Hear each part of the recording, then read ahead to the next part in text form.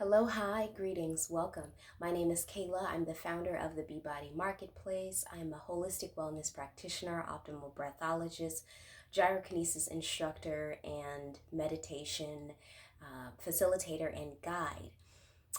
I am just about wrapping up my 21-day self-love fast, and as I wrap up, I want to wrap you into what it is, what it does, and why you should embark upon your journey of self-love radically and intentionally for 21 days. They say that it takes 21 days to develop a habit, to acquire a skill, or to break an old habit or pattern, or just change.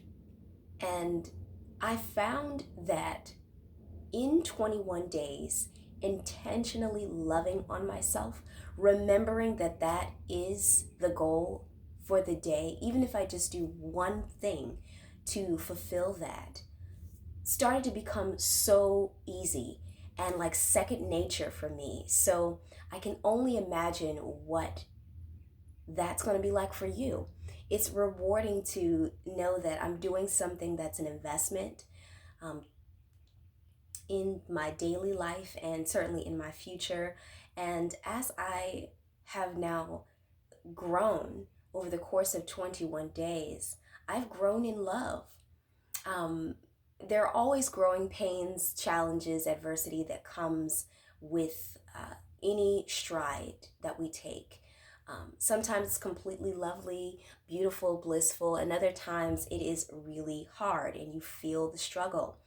But no matter whether the day has and holds one or the other, or you experience both in time, it is rewarding when you stick to it. Consistency is key. This is my second round of the 21-day self-love fast, and I'll tell you how it goes. It's really very simple. You pick out of the 5 love languages, that is words of affirmation, spoken word aloud, gift giving. This could be in the physical or the non-physical. This could be acts of service. This could be physical touch, or this could be in quality time spent. So the very first time I did it, I intentionalized spending quality time with myself. A lot of the time that we are giving to other people, other things, other aspects of our lives, and we don't really give ourselves enough grace and show ourselves enough love and offer that time to spend quality time fully with ourselves. And that's what it was all about. During that time, I started to cook more, explore, and discover new recipes that I really enjoyed, quick fixes for myself throughout the week as a busy person that before I probably was just ordering out and not really taking the time and spending quality time investing in the way that I should be. But now that I have, and I am now making this a practice, now that it comes second nature to me, it's so fulfilling.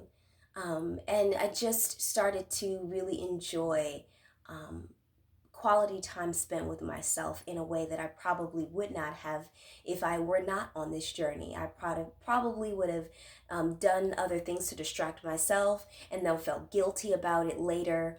I probably would not have optimally spent more time with myself in a way that really serves me, which brings me into my second round that I am wrapping up this go round of acts of service. So I've been talking a lot with in my arts organization, which kicked off a mentorship program for the youth and for young adults and pre-professional about adulting. And adulting is not easy, and I'm pretty sure that adults who are used to adulting still don't have it down to a science. And I don't think it's about ever finding a regimen that's absolutely perfect, but finding one that you can grow and evolve in, that you can stay present and immersive in, that will allow you to grow and evolve over time. And so adulting is simply just taking care of your business, handling it. And it isn't easy. And I think we can also put up a front from time to time that we have it all together and that we're doing well. You know, even when we have conversations with loved ones or friends at times, and people ask you a simple question: how are you? How are you doing? How are things going? It's very easy for us to lie and say that we're doing well, that things are going well, or not be fully honest, I should say. With ourselves and then with others about the fact that we may need help, we may need to switch it up, we may need a new approach, we may need guidance or advice, and that is okay too. That is a part of adulting, that is a part of being human, that is a part of existing in a very challenging world that we're all now evolving, growing, and getting used to together per this pandemic. Um, but most importantly, really just having a connection. And so, acts of service was my second intentional act of love towards myself during this round. And I just focused on doing the things that I need to do for myself in intentionally, and focusing on the love part of it, focusing on the grace part of it, focusing on being present and enjoying it so that it doesn't start to feel so predictable, or that it's really just a way to stay present. I cannot tell you the many times I speak with people and they mention how they do not feel whole, or that they feel numb or disconnected, and it time heals, and sometimes we don't have to do anything. Time will do it on its own, and there are other times where we have to participate in our light or in our darkness or wherever we are in to will ourselves to a more balanced and stable place. And that's the balancing act of adulting.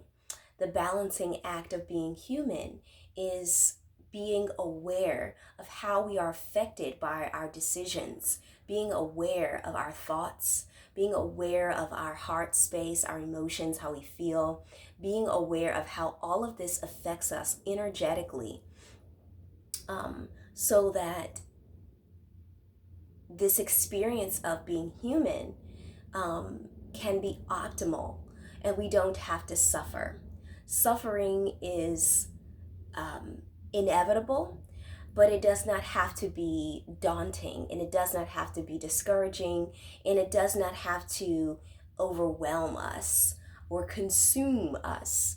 Suffering can be a source of information that we use to grow and to make better choices and decisions further along. So it's been really fulfilling, this acts of service. There are, in speaking of five, there are five components of health and wellness. And actually, I added on the sixth the other day when I really thought about it. So there's mental, there's physical, there's emotional, there's spiritual. Mental, physical, emotional, spiritual, and financial is the fifth. And the sixth is environmental. How we actually interact, engage, encounter with the larger world around us is a state of health and wellness, because if our planet isn't well, and if we aren't taking care of it, and if we aren't remembering that we are a part of it and it's not just happening all on its own, we will consider our decisions more and more intentionally and mindfully. So in being service to myself in my mind and heart space, I then also am servicing the world because I'm a part of it. And I think sometimes we feel that we have to be super impactful, go out there and volunteer, join an initiative. Sometimes you just need to be aware of your day to day, and that will bring you closer to being involved in a way that is impactful, and that is enough. So in acts of service, just yesterday, financial wellness, looking at my budget. We're in tax season, right? That's an adulting thing to do. Um, Eesh. And it can weigh on you. It can certainly weigh on me if you let it. But instead of letting it, um, these things are very real and triggering for some people when you think about it, which is why earlier in going back to my arts organization, briefly, we talked about a money mindset. It's a connection. It's a dynamic connection that we can have socially and emotionally when we think about money. This can cause people to go into panic attacks. This can cause people to go into depression. This can cause people to retreat and procrastinate. This can cause a number of things that are unhealthy. And so, to combat that for myself as an act of service and love, I went out and bought myself a bunch of highlighters and Sharpies and just really started to go deep into it and make it fun and serve my life with love and serve in this way with intention. So, these are just a few examples from my own journey that have been impacted by this 21-day self-love fast. And I can only imagine if and when you take this journey on for yourself, what you may discover. 21 days seems like a long time, but it's really just what, 3 weeks? It isn't at all. And once you meet the probably the most adjusting period point of it all, which is that first week, the second week comes around and you find your groove and your rhythm, and by the time that third week rolls around, it should feel like it should feel second nature. It should feel like something that you just know to do. And by that time, the fourth week comes around and you have ended your 21 days and you are ready to just make it a part of your life. So that's the goal, that's the intention when you bring attention to your love life, your self-love life. So be encouraged, be inspired. Continue to treat, support, and invigorate your human body, and let us know how your journey is going. Let us know how that 21-day self-love journey has been rewarding for you. And we would love to share that as a quote. We would love that to include it into our marketplace and share your testimonial. And just know that it is helpful. That's the most important thing. So take care, be well, stay safe, and I will see you next time.